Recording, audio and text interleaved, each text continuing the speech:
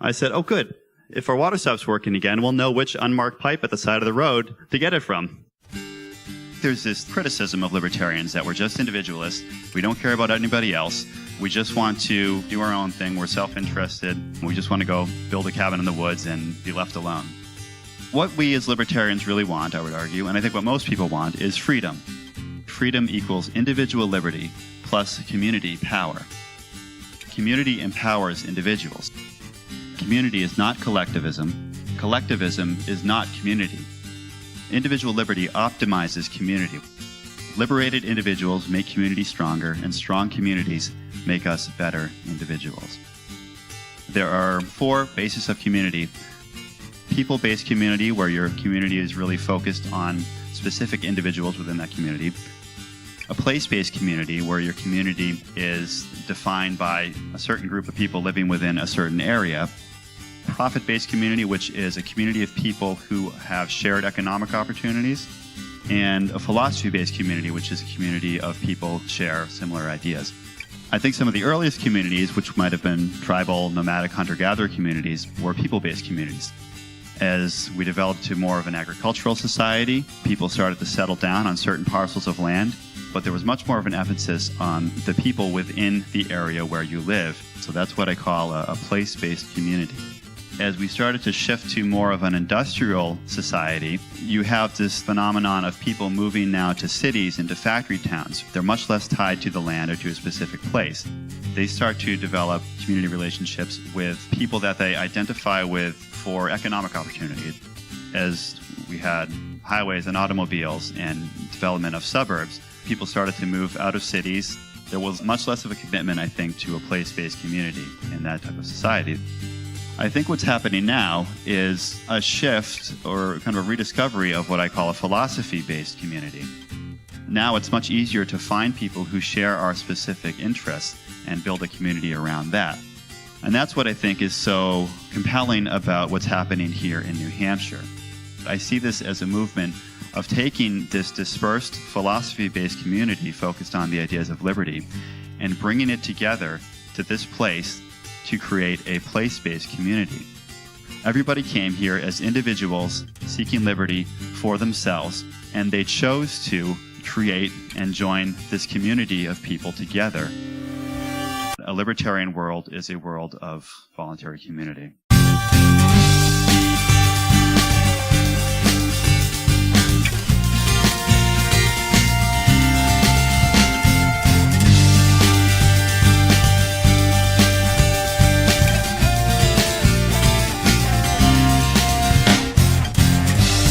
Welcome to An-Architecture, episode 20.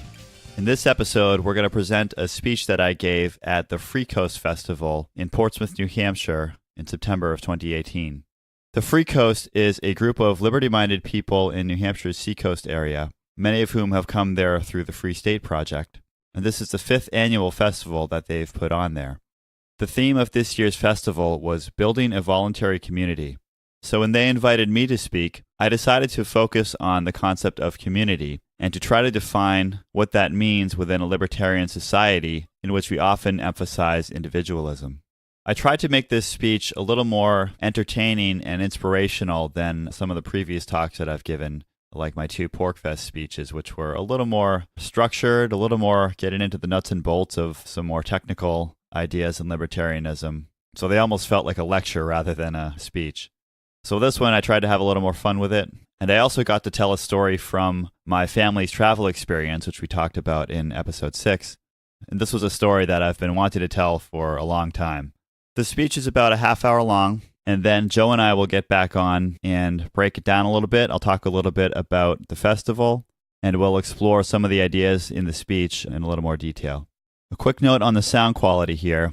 We've heard some complaints from people about some of our previous live recordings, like our episode 18, the live event I recorded with Patrick Schumacher and Adam Hengels, as well as episode 19, which was my speech from this year's PorcFest. So before I went up on stage this time around, I went over to the sound guy, bought him a drink, gave him a back rub, whispered some sweet nothings in his ear, and we were able to plug my recorder right into the mixing board and get what I think was a pretty good recording for the event. So hopefully this has come out a little better than a couple of the previous ones. I do apologize for those episodes. And I will say, if you couldn't get through those episodes because of the sound quality, we did take about a half hour at the end where Joe and I got back on and summarized and kind of broke down some of the ideas in each of those talks. So if you couldn't make it through the live recordings on those, I would encourage you to go back and at least listen to the last bit on each of those episodes, because hopefully that'll give you enough of the content. And of course, we always try to provide detailed show notes for each of these episodes as well. But remember that our policy at An-Architecture Podcast is that any and all sound quality problems are the fault of the listener. We take no responsibility.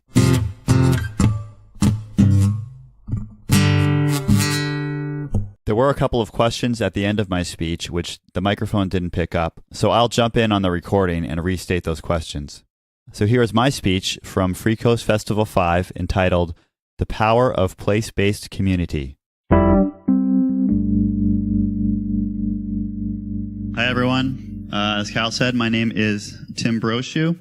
I am a licensed architect, licensed in Maine, New Hampshire, and Massachusetts. I'm the principal manager of Audra Architecture, LLC, which is my own architecture practice, working with, these days I'm mostly doing residential stuff, working with homeowners on additions and renovations and new builds, but I also take on commercial and healthcare projects. I also am the co-host, together with my brother Joe, of An-Architecture Podcast, where we talk about libertarian approaches to the development of the built environment, which is talking about cities and roads and buildings and infrastructure. And so one of the topics that often comes up in those kinds of discussions is community. And since that's the theme of the festival here, I want to talk today about what I call place-based community. So first of all, I'm going to start with a personal story that explains kind of how I came to understand what's important about community. Then I want to talk about the idea of individualism and how that relates to community.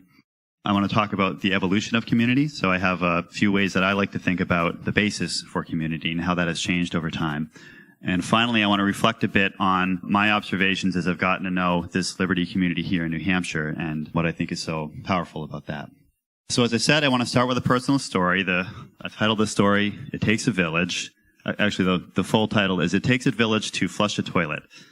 There's a longer story here, which is that in 2015, I left my architecture career of 13 years to spend 2 years traveling with my wife and our 2 young kids. One of the places we ended up for a month was Panama. We got an Airbnb apartment right across the street from the beach. We got there late on a Saturday night, and when we got there, we found out that we couldn't flush the toilet. The water had been shut off to the apartment. But there were some contractors doing some work in the apartment downstairs, so we figured that they had just shut it off for some reason. So I took a 5-gallon jug of drinking water that the homeowner had left for us, dumped it in the toilet tank, flushed the toilet, we went to bed. The next morning, I got up and went out to investigate the problem. So I went down to the end of the driveway and I found a valve on the ground that looked like it was a water supply coming from the town. That seemed to be open. I went behind the house and found a large water tank, probably about 300 gallons, and it was full of water. So far, so good. The tank was connected to a pump, but the pump wasn't running. I found an extension cord from the pump running up to the porch on our apartment. So I went back up to the porch, grabbed the extension cord, plugged it in, pump started running, toilet started filling with water, flushed the toilet, everything was good. So we turned to our most second pressing need, which was internet access. We drove into town, got some SIM cards for our phones, got some groceries, some more drinking water. On the way back from town, we noticed on the side of the road, there was a bunch of people just kind of stopped, a couple cars and people milling about in the middle of nowhere. And we're trying to figure out what they were doing. And as we drove by, my wife said, it looks like they're getting water over there. I said, oh, good. If our water stops working again, we'll know which unmarked pipe at the side of the road to get it from. Had a good laugh about that. And when we got home, the water had stopped working again. So I went out. The pump was still running. I looked in the tank. The tank was completely empty. 300 gallons of water had vanished. My wife came out with her phone, which now had internet access, and said, the owner sent us an email saying that there was a leak in the apartment downstairs. Don't leave the pump running. So apparently, in case you're wondering, internet access is actually more important than running water. But that didn't solve the bigger problem. Not only was the tank empty, it wasn't filling back up. So I went back down to the valve at the end of the driveway, and that was still open, which told me that we weren't getting any water to the property from the town. And at that point, our neighbor came out from across the street, who happened to speak English, and told me that the town only turns the water on in the evening, and they turn it off during the day, which is why everybody has these tanks behind their house. So we went to bed that night. Again, another 5 gallons of water into the toilet, flushed it, I went to bed. So the next day, we came back from the beach, ready to take a shower, and the contractors who were now working in the apartment downstairs told us they had fixed a leak downstairs. So my wife got in the shower with the kids. She goes to turn the water on, and I hear her say, "Ah!" I say, "What was that?" She says, I think I just got shocked from the shower handle. I said, are you sure? I said, "Touch it again." So I hear her say, "God, it's electrocuting me. Get the kids out." So I grab the kids out of the tub. I run outside, unplug the pump, come back in, and I say, "Okay, now touch it again." She said, "I'm not touching that. You touch it." So I said, "Okay, all right, it's fine." So I said, "I'll go downstairs and tell the contractors what's going on." She says, "What are you going to tell them?" I said, "Honey, I took 3 years of Spanish at a public high school. I think I'm capable of communicating the situation to these guys." So I went downstairs, found the contractors, and I said, "Señores, mi esposa en el agua, zap!" Which luckily means the same thing in Spanish as it does in English. And they said, "Electricidad?" I said, "Sí, electricidad. Mucho electricidad. En el agua." So they came upstairs, puzzled over the ungrounded homemade electrical cord plugged into a corroded outlet on the side of the house. And then they left, so we went another night without being able to flush the toilet. The next day, they told us that their electrician had come to fix the problem, which meant plugging the same ungrounded electrical cord into a different corroded outlet. So we got in the shower again, checked it for voltage, turned the water on, and nothing happened. I went out, looked at the pump, and saw this. That is water spewing out from the piping connection at the pump. So, not wanting to drain the tank, we unplugged the pump, spent another night without being able to flush the toilet. I took a picture of this, sent it to the owner. That evening, around midnight, I heard a voice outside, saw a flashlight coming down the driveway, freaked out because I thought their house was getting broken into. But of course, it turned out to just be the contractor coming to fix the pump. So the next day, we got back from the beach, got in the shower, ready to take a shower, turned the water on, nothing happened. I went downstairs and saw the pump lying on its side in its enclosure, just emptying the tank onto the ground. It appeared that the contractor's midnight repair had involved some plastic shopping bags and bubble gum. So at this point, we were pretty convinced that we weren't going to have this up and running anytime soon. We needed to get a lot more water. So the next day, on our way into town, we stopped at the pipe sticking out of the ground at the side of the road in a Central American country to get drinking water for our children. Our neighbor had told us that the water here was okay, but you got to question that a little bit. So I asked the guy in line in front of me, I said, "El agua es bueno?" And he said, "Oh, sí, el agua es muy bueno, blah, blah, blah, blah, el agua, blah, blah, blah, potable, blah, blah, blah, la pompa, blah, blah, blah, coronada," which was really all I needed to hear. So we filled up our jugs of drinking water, took it home. I poured a tall glass, and I said to my wife, "Okay, drink it." She said, "I'm not drinking that, you drink it." So I took a big gulp of the water that we got from the pipe sticking out of the ground at the side of the road in a Central American country while living in a house with a toilet that we couldn't flush.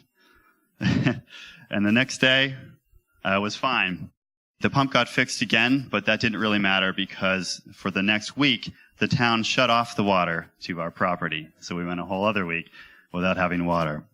For the 30 days that we were in Panama, we had running water for 5 days out of that whole time. And this was what, to be clear, you couldn't drink this water. This is just to flush the toilets and take a shower. So we were just going crazy with this.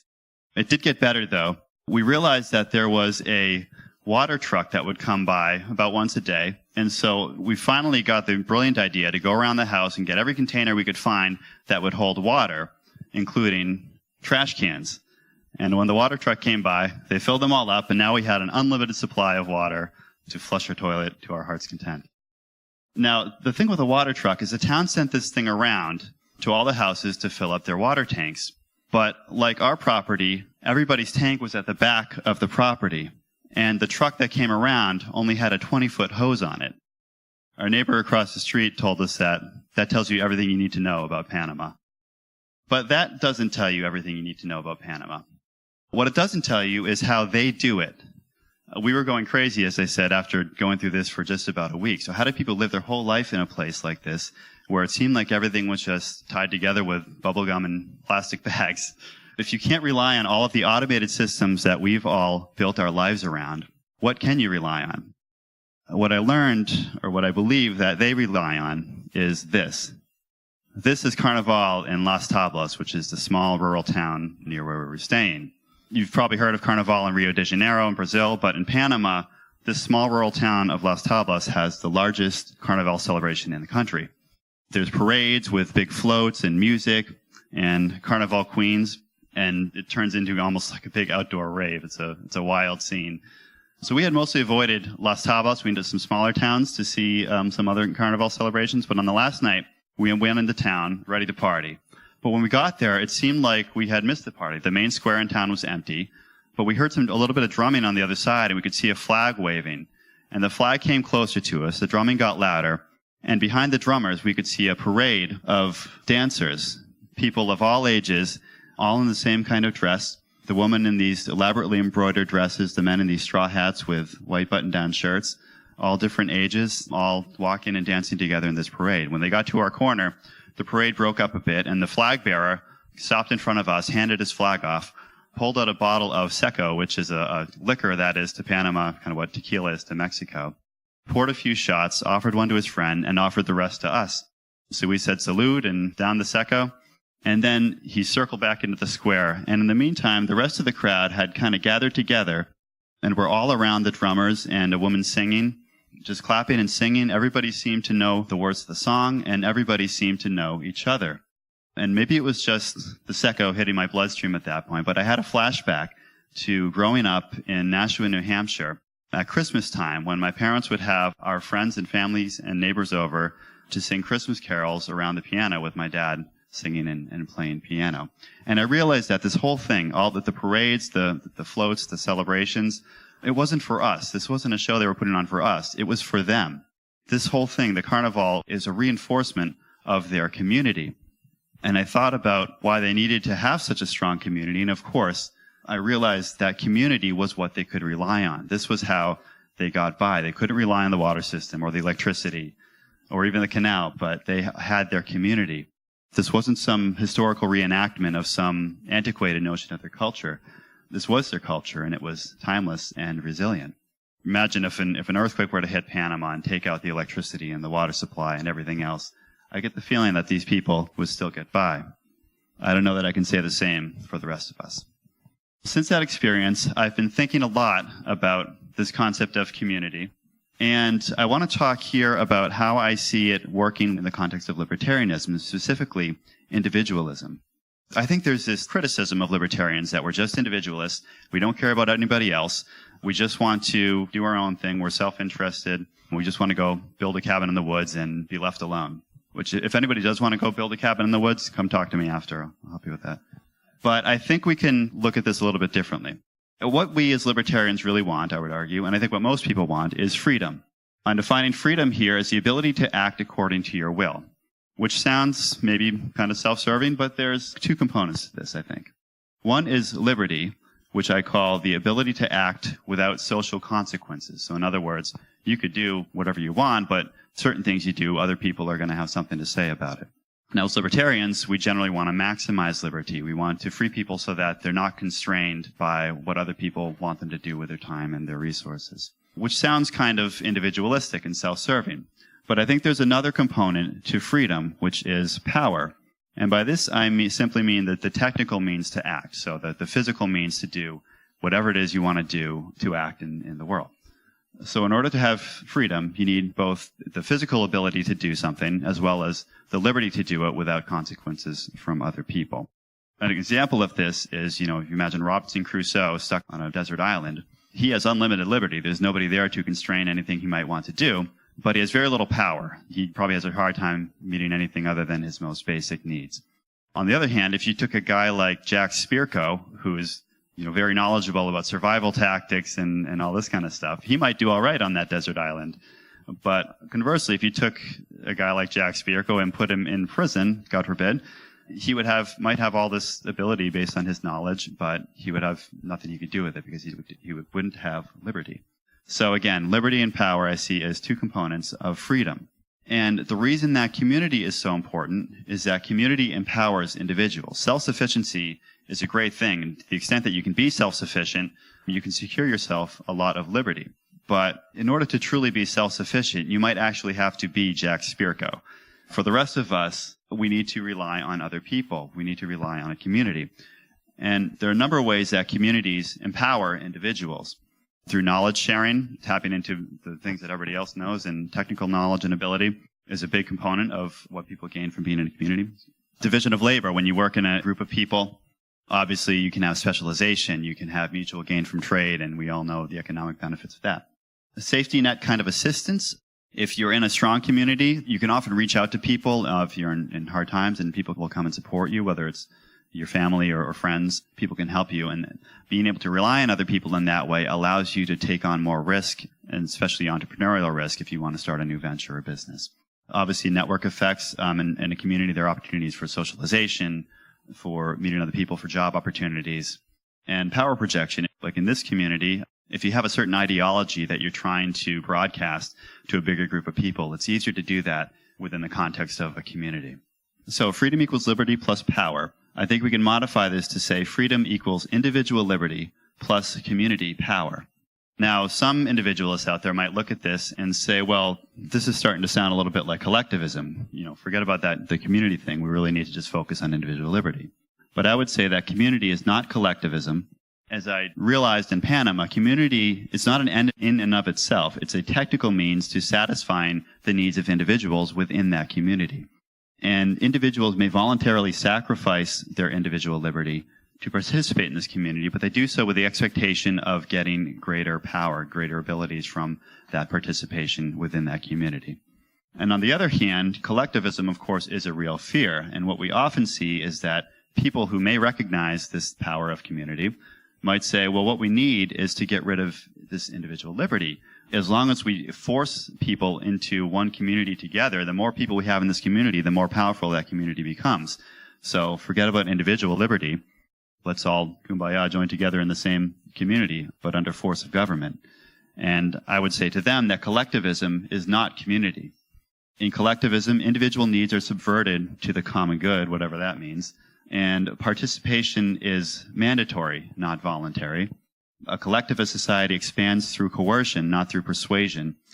And relationships in a collectivist society are antagonistic, not cooperative, because when you have people joining a community or being forced together in a community, they're going to have different interests that are inevitably conflict with each other. This is why individual liberty is so important.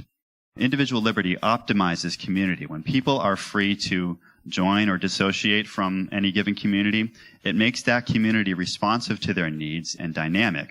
And so liberated individuals make community stronger, and strong communities make us better individuals. I'm going to try to move quickly through the next bit here, but again, the evolution of communities. So how have communities developed over time? I would argue that there are 4 what I call bases of community that we can think about here. People-based community, where the community is really focused on specific individuals within that community. A place-based community, where your community is defined by a certain group of people living within a certain area. What I call a profit-based community, which is a community of people who have shared economic opportunities. And a philosophy-based community, which is a community of people who share similar ideas. And I think all of these aspects exist really in any community, but over time, I think certain ones have been more or less dominant. I think some of the earliest communities, which might have been tribal, nomadic, hunter-gatherer communities, were people-based communities. The place where they lived wasn't important. It was the people who they were with that were really important, their family and their friends. As we developed to more of an agricultural society, people started to settle down on certain parcels of land. We had cultivation of private property.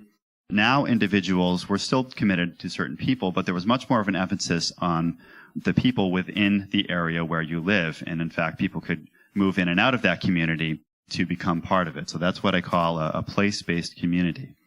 Now, what happened over time is, as we started to shift to more of an industrial society, you have this phenomenon of people moving now to cities and to factory towns. So they're moving off of what might have been family farms in their multi-generational places where they grew up. Now they're moving into cities. Maybe they have a rental apartment. They're much less tied to the land or to a specific place. They start to develop community relationships with people that they identify with for economic opportunity. It's coworkers, people they're buying and selling from, a business network, more broadly a socioeconomic class of a worker class or managerial class or whatever. And as time went on and we started to have more technology and infrastructure being developed, like electricity, like running water, I think that freed up people from the kind of things I was observing in Panama. It freed people up to be more individualistic because now you could meet most of your basic needs with all this infrastructure that was being provided. So it reduced that need for community. And that's not a bad thing. I mean, of course, it's great for people to be more individualistic. But what we started to see develop is, as we had highways and automobiles and development of suburbs, people started to move out of cities. In fact, you had a situation where mobility really became the way that you gain social status, where you're moving from a rental apartment to a starter home, to a bigger home, to a couple of vacation homes. And so there was much less of a commitment, I think, to a place-based community in that type of society that developed through the 20th century.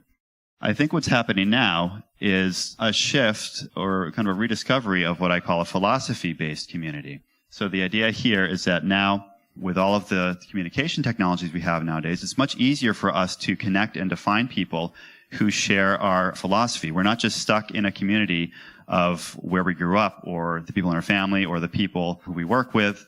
Now it's much easier to find people who share our specific interests and build a community around that. But the problem is we have now these deep, meaningful connections with people who we only know as cartoon characters with fake names on Twitter or Facebook or whatever. So we've rediscovered this need for community for sharing ideas, but we've lost the humanity. We don't have that physical, personal, visceral connection with people. And that's what I think is so compelling about what's happening here in New Hampshire. Is I see, primarily through the Free State Project, but I see this as a movement of taking this dispersed philosophy-based community focused on the ideas of liberty and bringing it together to this place to create a place-based community, which, as I don't have to tell most of you, but I think the result here has been really impressive. Let me explain what I mean by talking about the strength of this community. I went to a Freecoast meetup a few months ago, and this was on a Thursday night, and there were like 20 people there, plus kids. And I mean, I can't tell you how hard it is for me to get 20 of my friends together in one place at any given time. And this happens like once a week. And I've also heard that when people move here through the Free State Project, that they have moving parties and you get to your house and a whole bunch of your neighbors are standing in your driveway waiting to move you in. When I moved into my house, I couldn't get my closest friends to come and help me move. Those are some small examples, but as I've gotten to know a lot more people in this community, I've heard stories of everybody from people who are just looking for housing or looking for a job or starting a business or having a baby or going through some kind of illness or even having some really profound personal tragedy. And in all these cases, they reach out to this community and the community responds with food, with housing, with transportation, with patronage of a business, with emotional and even financial support. And for me, I've just been blown away by seeing how this has developed because I think in reading back through Jason Soren's original essays that started the Free State Project, I don't think he mentioned the word community once in those essays. So that wasn't the idea, or it wasn't the big goal. It wasn't like we're all going to get together in some kind of a commune and all get along with each other. Everybody came here as individuals seeking liberty for themselves.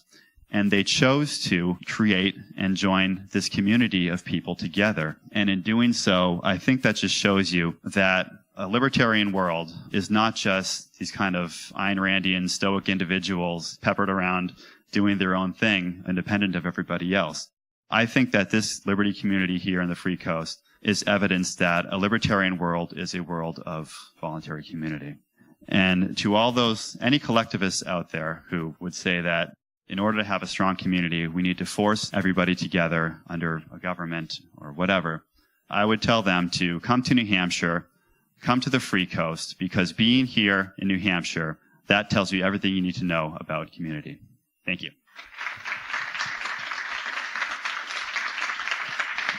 Any questions?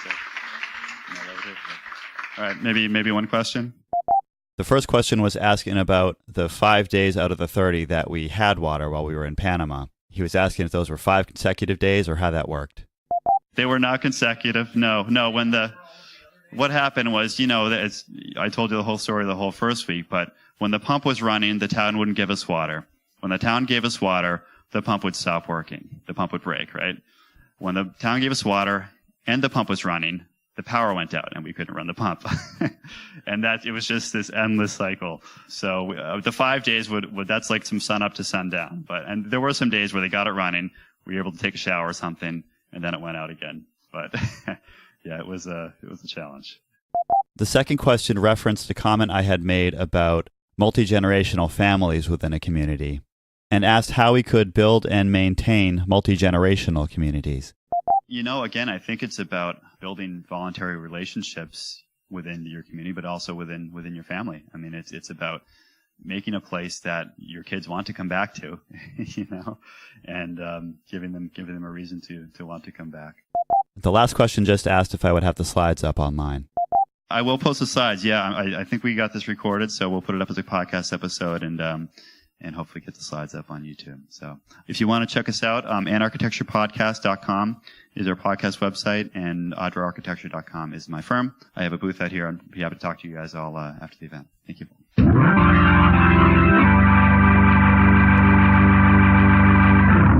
That was my speech from Freecoast Festival V entitled The Power of Place-Based Community. So now I'll bring Joe on for a little discussion, and this is a special occasion here because Joe has actually flown all the way here from Australia just to record this podcast episode. We wanted to make sure we were on the free coast for That's this right. episode. Joe's come over here for the week with his family, and we've all taken some time off to spend some time together. So here we are live on the free coast, and I feel freer already. I've been getting my fix of Maine lobster and New England seafood, as well as watching some Red Sox playoffs games. So I feel like I'm back in my place-based community.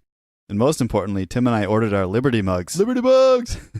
Which I had been joking around with Rollo from the Rollo and Slappy show, and they're the guys that run Liberty mugs. I was joking around with him on Twitter a little bit, and it came out that my catchphrase from the 2016 election was, "The way you feel about Trump voters is the way I feel about all voters." And I told him I wanted that on a Liberty mug, and so he made it happen, and I flew here from Australia just to pick up my Liberty mug. And I got to tell you, smug condescension never tasted better.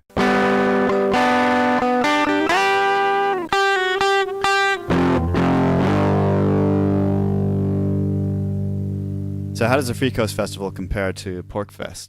Well, it's a really different kind of thing. I mean, PorcFest is this big, week-long outdoor camping extravaganza, whereas the Freecoast Festival is a little bit more of a focused conference. But they do some really cool stuff. The Freecoast Festival is put on by an organization called the Human Action Foundation, which represents this group of liberty-minded people on the Seacoast area. The first night they had an event at a new building that they've purchased, actually, which they call the Praxium, which is going to be an event space and kind of a flexible use space for people in the Seacoast area, which is really kind of incredible. As I talked about the strength of this community, I mean, here we have a community of people who have gotten together. They've raised the money to purchase a building where they're going to get together and have all kinds of events. Yeah, and it's not like real estate is cheap in Portsmouth these days. Yeah, well, this is actually in Dover, for those of you who know New Hampshire. So it's about 10 or 15 minutes from Portsmouth, but it's a little more central to the broader Freecoast area. Yeah. And it's a great space. It was a function hall at one point, and they have a pretty good piece of property to do outdoor events. They had a bonfire there. They had a pig roast. This was on Friday night. So they were all pretty excited about that, having to really make it a place for this community here in the Free Coast. Saturday was more of the formal presentations. That's when I gave my speech. And they had a really good lineup of speakers like Mary Ruwart and Radley Balco and Naomi Brockwell and Professor CJ from the Dangerous History podcast. Yeah, I was interested to find that he was speaking there because I'd been following his podcast from pretty early on. I think I'd heard him on the Bad Quaker podcast, like back when he first got started. Huh. And it's been interesting to see him, become pretty successful. Unlike, it's interesting to see some podcasters becoming quite successul. Yeah, I got to talk to CJ a bit, so I mentioned to him that you were OG with his podcast, and I was picking his brain on some podcasting tips. I think the tip number one is actually produce podcasts every now and then. That does seem to be an important one. Yeah, we haven't quite mastered that one yet. Saturday evening, they had a cruise out in Portsmouth Harbor, which was Probably the highlight of the event for a lot of people. But not your speech? Yeah, no, I couldn't compete with this. We actually saw some whales while we were out there. Really?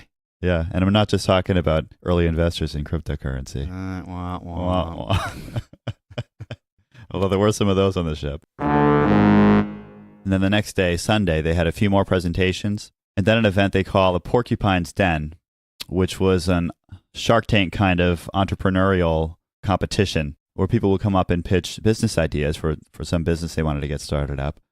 And there was a panel of judges who would evaluate those ideas and award a prize of 5 Dash, which is a popular cryptocurrency up here in New Hampshire. So that was worth around $1,000 in Federal Reserve notes. And they actually invited me to be one of the judges for it. So that was a lot of fun. So were you like the Simon Cowell, just insulting everyone that came up on stage and crushing people's dreams? No, I was more like Paul Abdul. I was just sitting up on the stage, pissed drunk.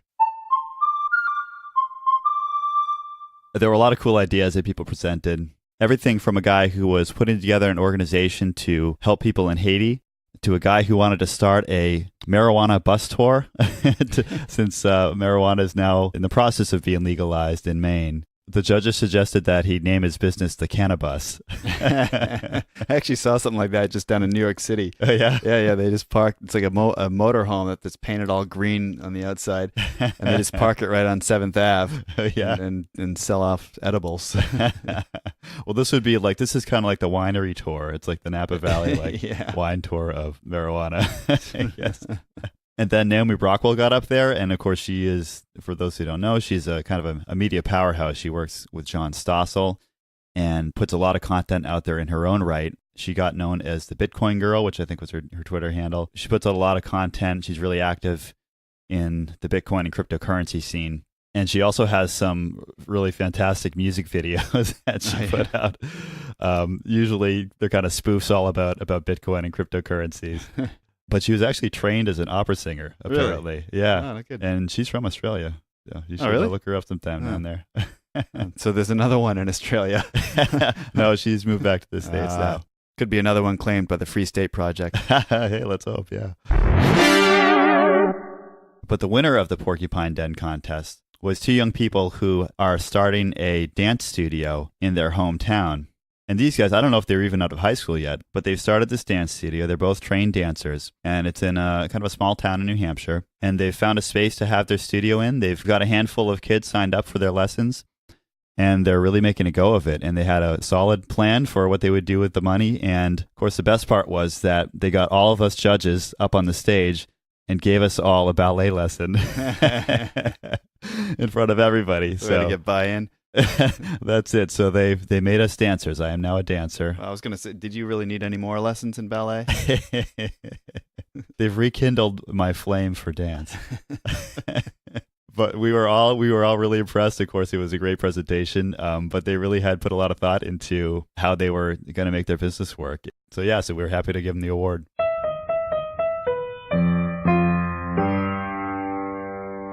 So were there any other highlights?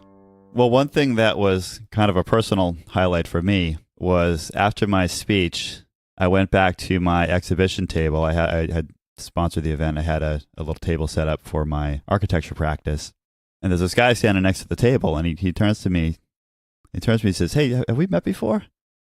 And I said, I'm not sure. I've kind of ran into a lot of people at PorcFest or here and there within this community. He says, "Well, my name's Gard." And I said, "Oh, you're Gardner Goldsmith?" He says, "Yeah." I said, "Oh," I said, "I need to thank you." He says, "For what?" I said, "About 15 years ago, I used to listen to your AM talk radio show in Manchester, New Hampshire, and that's what got me started thinking about libertarianism." Gardner's been around New Hampshire for a long time, and for a while he had this talk radio show on a local station in New Hampshire where I was working at the time, and so I started tuning into him during my commute, and that's really the first time I heard anybody promoting ideas of libertarianism and even things like anarcho-capitalism and, referencing the Mises Institute and Foundation for Economic Education. And yeah, I mean, you imagine hearing that on any other radio show. So it was So I told him all of this, and he was like, "Oh, that's awesome!" He's like, "I love hearing that." Gart's a really great kind of charismatic guy, and he turns around. And he says, "Hey, Mary, come here. You got to meet this guy." Of course, he's talking to Mary Ruwart, who, for anyone who doesn't know Mary Ruwart, she's been involved in the liberty movement for a long time, and she was speaking at the event as well. So Garda took me over and introduced me, along with a few other people, to Mary. And as I told Mary, I said, "Yeah, well, Gardner converted me to libertarianism a few years ago." I said, and once I had crossed that bridge, I had to break the news to my wife, so I bought her your book, Mary's book, called Healing Our World, Right. which I think is a really accessible introduction to libertarianism for people who might not otherwise, be inclined to get into it. Yeah, and it comes at it from more of a sort of pragmatic, this is how the ideas of liberty actually help the poor and everybody else. Right. So, someone who's maybe a bit more left-leaning can access these ideas and kind of see how they fit into their worldview. I think the tone is meant to be more kind of positive and persuasive rather than, some of the moralistic. Yeah, some of the moralistic badgering and kind of shock value that you get in a lot of introductions to libertarianism. Yeah, well, that was like, for me, so I had read Ayn Rand, Atlas Shrugged back when I was in college, but never really got 100% on board with it. But then it was reading probably Ron Paul's book, The Revolution, which was a bit more like that Healing the World kind of style, where it was more kind of pragmatic and just talking about, well, look, this is how markets solve these problems better than the government does and all that kind of stuff. That that's what really swayed me, was more of that almost utilitarian, pragmatic kind of argument. Mm-hmm. Yeah, we've said before in our podcast that you really need to, of course, you need to have the principled understanding of why that's important, which is grounded in the non-aggression principle, but you also need to have these pragmatic, practical solutions, because not everybody is just going to get on board with the principles and throw pragmatism to the wind like we do. Well, but the thing is, that's what libertarians get accused of, is that we're just these like ideologues that are married to this like religious principle, this non-aggression principle, but these reasonable centrists, they just want to be pragmatic and solve problems in the real world, and right. They're willing to use the state or whatever other means are necessary to do that, because they're willing to make the hard choices. Right. So I think Mary's book does a really good job of bridging the philosophical motivations with some practical solutions. Yeah. So for me, it was really cool to meet both Gardner and Mary at this event, and these guys are some of my heroes within the movement. They've definitely formed some of my thinking, especially as I was first discovering these ideas of libertarianism. And look at me now.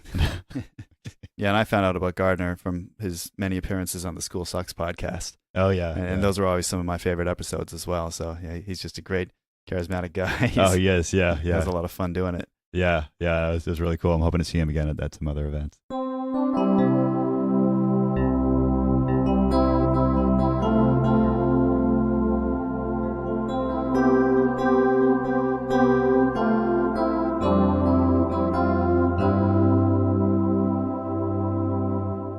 I think it's great that the theme of this conference was emphasizing community. As you said in your speech, this is something that with libertarians, we always say it's a bit like herding cats, trying to get libertarians to work together, where we do have this kind of philosophy of rugged individualism, as they say. It's like every man for himself. But at the same time, that's not actually inherent in libertarianism. Or in humanity, really. Yeah, it's just an interpretation. I mean, I think Ayn Rand has a lot to answer for there, where she's kind of painted this picture of people as these individuals, stoic rocks standing on their own, making waves in the world. Although even in Ayn Rand's books, I think that's played up a bit more because, when you look at it, the people in her books do find communities. Howard Rourke has his group of friends who he chooses, and the same with the Dagny Taggarts and the whatever the other guys in Atlas Shrugged. They do find these communities of like-minded people. And then together, these communities are kind of combining their strengths, and that's what changes the world. Yeah, Galt's Gulch was a commune, right? Is that how I understood Yeah, basically. So it's good to see libertarians really emphasizing the role of community within the philosophy and within the practice of libertarianism. Yeah, that was a main point I wanted to make here, is that, I wanted to tell libertarians that it's okay to be part of a community. It doesn't make you a commie. It doesn't make you a communist. It's okay to have friends if you're a libertarian. Nobody's going to throw you out of a helicopter just for having friends. Oh, maybe that depends on who the friends are, so to speak. But it is important to make this distinction between community and collectivism. Of course, as I said in the speech, the way I see it, community is not collectivism, and collectivism is not community. I think collectivism is something that often can destroy community when people don't have the liberty or the freedom to leave or to change that community. Yeah, I thought that was a really good point, and we need to figure out how to make some good memes out of it to get the message out. Yeah. In the same sense that, some libertarians might fear community because of the threat of collectivism. Everybody else fears libertarianism because they think that it's the opposite of community. They think they have to give up the idea of community, to take on this individualist philosophy. But it just shows such a poor understanding of what the philosophy is and how it can be applied in the real world. Yeah, and the key word here is voluntary, right? I mean, there is a sense in which when you commit yourself to a community, to some extent you may need to give something up or give up some aspect of your individual liberty in order to support and participate in that community. That could be something as simple as, financially supporting it, agreeing to pay fees or donations or, if it's some kind of formal organization that you become a member of, or maybe you agree, as I said in the speech, to help out some other people within that community, or even just taking your time to participate in and contribute to whatever activities that community is trying to promote. There's a sense in which you're subverting your individuality to some common goals of this larger group. But again, as long as that's all done on a voluntary basis, there's nothing there that is in conflict with libertarianism or even with individualism. As I said, it's really a means to an end of satisfying your own individual needs. Right, and when you talk about making sacrifices, it's not like you're, swearing some oath of allegiance to join the military or something like that, and sacrifice everything you are to this common entity. It's you're talking about maybe picking up trash now and then, or chipping some money in to fix things up, or joining in with community meetings and that sort of thing. It's not like an all-encompassing totalitarian situation. Well, I mean, you could have situations where you have some kind of stronger commitment like that. I mean, you think about something like an employment situation. I mean, when you agree to work for a company or an organization, you're giving up a lot. You're committing to give up a lot of time. You're giving up a lot of energy. Depending on the line of work, you could be even putting your own life or health or welfare at risk. Mm-hmm. But you do that voluntarily based on the expected benefits that you're going to get from that. Right. So it's not just that a community is this, a group of neighbors who gets together to have a potluck dinner or something. There are, of course, more structured forms of community which might have a greater or lesser commitment requirements. Yeah, and as you went through the different types of community, the people-based, the place-based, profit-based, and then the philosophy-based, it struck me that it's not that one of those necessarily supplants whatever came before it. People living today are really members of all these different types of communities in different contexts within their lives. So you have your people-based community, that's probably your family or close friends. Place-based, well, again, maybe your neighborhood or your local town.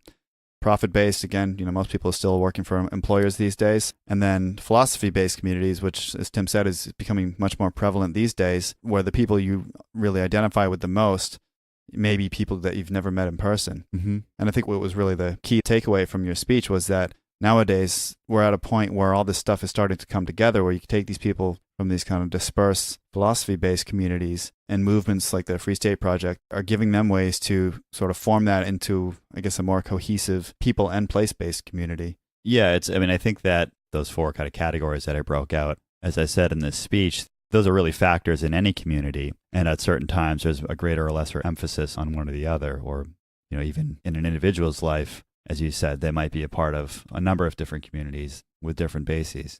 But I think that when you see something as really a strong community, it has all of those things, whether you're looking at the libertarian community in New Hampshire or looking at the community that I observed in Panama. These are communities where you have people who are committed to each other through families with their multi-generational relationships, through place, where you have people who are growing up in the same place and getting to know everybody within that place, within that village, within that town, having these events like Carnival or Porkfest or the Freecoast Festival to reinforce that community within a place and to give people a reason to be there. And then, of course, profit-based community, these people who are all living in this place, all help to support each other. So in Panama, it was primarily a rural community. There was a bit of a town there that had more commercial activity.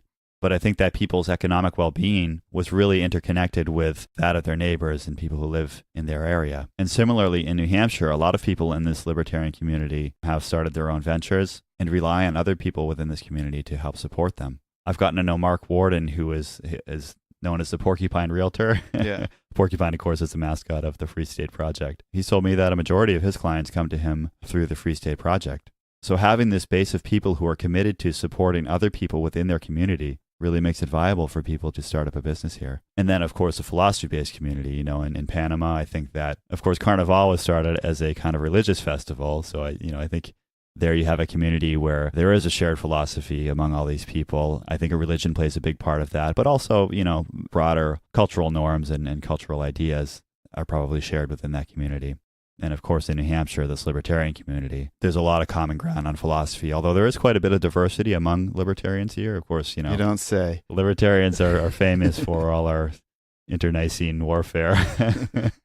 And the Free State Project's pledge is intentionally broadly defined to allow for kind of a big tent Yeah. where a lot of people can come together. But even at that, people with different opinions within libertarianism here certainly respect other people within the community. I think that having people here who share your philosophy and who you can have kind of daily discussions with about libertarianism is really liberating for people who are coming from places where they might not know a single other person who thinks the way that they think. Yeah, I know a little bit of what that's like living in Australia.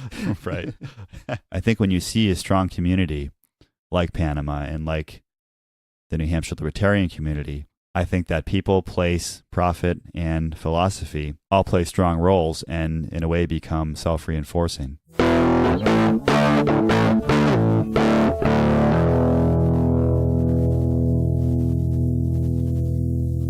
One idea from the speech that I didn't really get to flush out as much as I had wanted to was the relationship between community, technology, and infrastructure, and how as technology and infrastructure become more accessible and available, that it can free people to be more individualistic and reduce their need for community.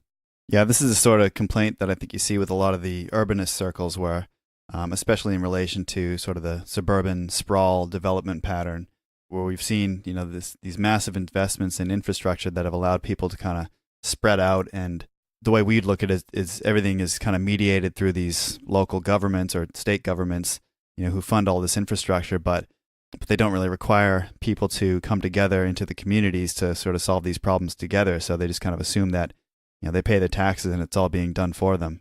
So what the urbanists want is to promote more of the traditional development pattern, which is more about people living in more dense, compact, not necessarily cities, but downtowns, I guess, where you have everything within walking distance and you're not always driving in and out of parking lots to get from one place to another. And having lived in places like that, you can see how that does help to develop more of a feeling of community, at least, even if you don't necessarily know the name of everyone you see on the street. When you walk past the same people every day on your way to get groceries or something, then, it's kind of hard not to get to know people after a little while. Yeah, that's really that idea of place-based community, that you have some commonality with people who are living in the same place as you. If you're on the subway with someone in Boston, you could probably turn to them and ask them something about, the Red Sox, as you said earlier, or something that's going on in town, and you'd have some kind of common ground to connect with people on based on the shared place where you live. And as communities start to spread out, like you see in some more suburban communities, I think you lose a lot of that. For one thing, you lose the density and the amount of people who are living in or identify with a certain place. Yeah. And you also lose kind of the specialness about that place. Yeah. When you get out into the suburbs, it's like you could go from one exit to the next on the highway and have the exact same experience. You get off the highway and there's a McDonald's and there's the gas station, and maybe up the road there's a grocery store or a Walmart or whatever. Yeah. And there's nothing special about those places. I mean, they're functional. You can meet your needs. And each of those places is maybe special to each individual. Like your house is special to you, right? Right. But it's not necessarily special to anyone else in that community. And again, when you're traveling around via car as opposed to just walking, then you're not going to have these kind of interactions where you're bumping into people in the street.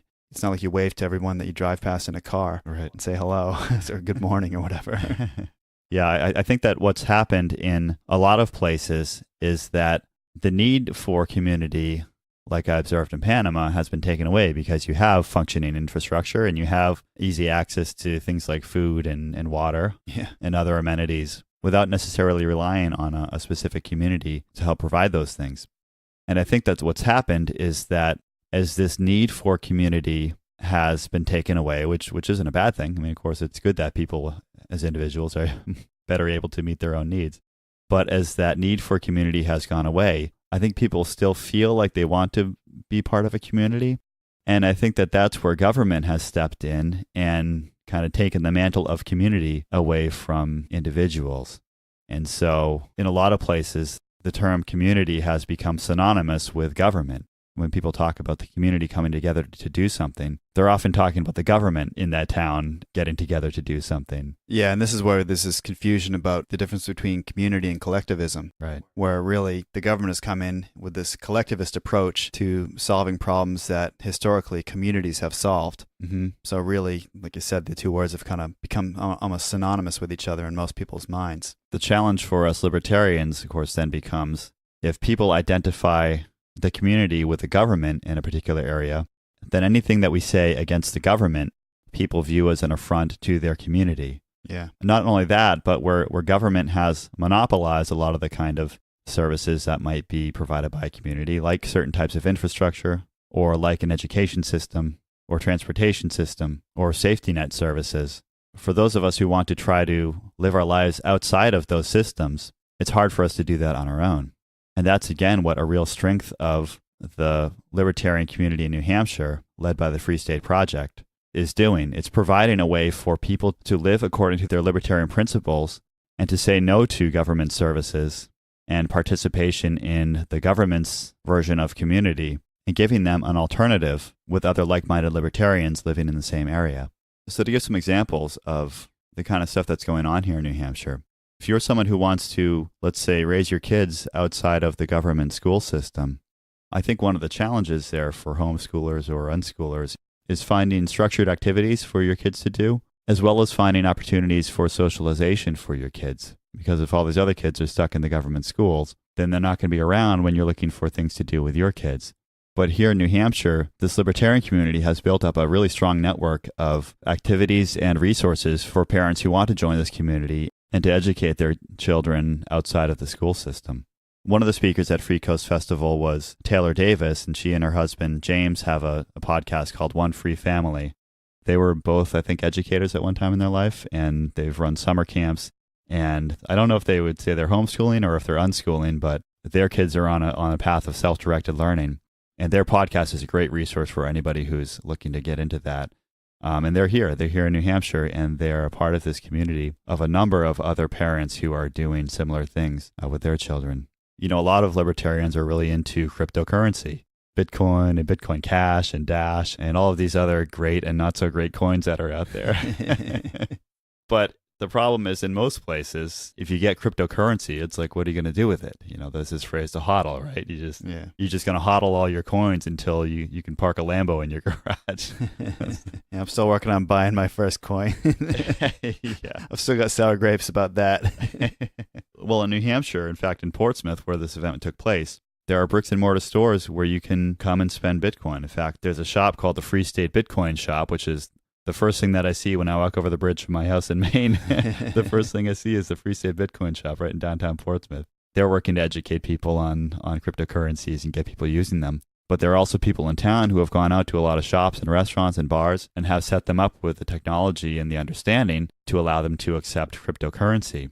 They have something they call the world famous Bitcoin tour, which is in Portsmouth, New Hampshire, and they claim that Portsmouth has more retail stores and restaurants to spend your Bitcoin than any place on earth. Yeah, right. Huh? I believe it. And they have a map of this. You can walk around downtown and go to there's restaurants, breweries, wine bars, there's retail shops, hair salons, theater venues, even like yoga and dance studios you can go to and pay for your yoga class with Bitcoin or Dash or something. They're making this all happen here. Not only that, but another of the speakers at Freecoast Festival was Emily Smith from Bardo Farms, which is a local farm here in New Hampshire started by Free Staters. And they provided a pig for the pig roast at the the Freecoast Festival event on Friday night. But she talked about how they started doing what they call liberty markets, which is essentially a kind of a glorified farmer's market, where they'll come out with their farm products and they get other people within the community to come out and market and sell their products or whatever they're selling. And a lot of people from this community will come to this event, and there you can spend Bitcoin and other cryptocurrencies and purchase all this stuff. You can buy your food there. You can buy, gifts. You can buy all kinds of stuff that people are selling through these liberty markets. So again, if you want to try to live your life outside of the Federal Reserve System It's actually possible to do that here in New Hampshire because of this community. Yeah. And of course, if you want to get, politically involved, most places around the country, it's probably pretty hard to get elected to any office as a Liberty candidate. But here in New Hampshire, we have the support group of people, not just who might vote for you or hold signs for you, but there are organizations here that will help to educate you on the election process, on the legislative processes, and how to get things done at the State House here in New Hampshire. And I think the Free State Project, last time I checked, they had like 45 people that have been elected to state office in New Hampshire over the years. And so if you want to try to start up a political career, God bless you. Well, this is the place to do it. And again, it's because of this community. And on the other hand, if you reject politics and are more into political activism, of course, there's a lot of that going on here as well. Again, it's really hard in a lot of places to build up any kind of momentum or even to get recognized for doing some kind of activist stunt that might just get you thrown in jail. And what good is that if nobody's there to support you and document it and put it out there? But here in New Hampshire, there's been a lot of local political activism. One of the people I met on the cruise was Derek J. Freeman, who was actually one of the co-owners of the Free State Bitcoin Shop, which I mentioned. But in his previous life, when he first came to New Hampshire, he was really on the activist scene. And in fact, he made a movie called Derek J's Victimless Crime Spree about a lot of the activist movements that he was doing in Keene, New Hampshire at that time. Yeah, I used to follow him a little bit when he was on like Free Talk Live a few years back. Yeah, and so in this movie, he's going around with a handful of other activists and doing things like walking into the State House, singing protest songs, which are to the tune of Christmas carols. They call it the Shire Choir. Yeah, Shire for New Hampshire. And that's one of their ways of protesting and trying to get heard. He also walked around the Manchester airport just in his underwear with another woman who was just in a bathing suit. And they were, of course, protesting TSA, strip searches and invasions of privacy and all of this stuff. And they were just handing out flyers to everybody. He's been arrested for walking into a courtroom he got knocked over on his bike by a police cruiser just for riding his bike filming. Jeez. And he ended up doing some jail time for all this stuff. I think he had like 8 or 9 charges against him by the end of this whole thing. So if you want to get a sense of some of the activism that has gone on here in New Hampshire, definitely check that out. It's called Derek J's Victimless Crime Spree. I think it's online for free. So these are all the kind of things, well, maybe not walking around naked in an airport, but some of these things are the kind of things that I think a lot of libertarians, envision themselves doing in a libertarian world. And in most places, that's not possible. But here in New Hampshire, all this stuff is happening, and it's happening because of the community that they've built here.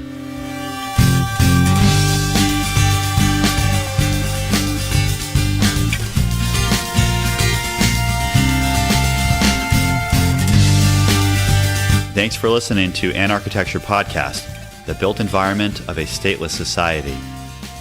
Visit anarchitecturepodcast.com to follow our blog and social media and find out how you can support us through Patreon or with cryptocurrency.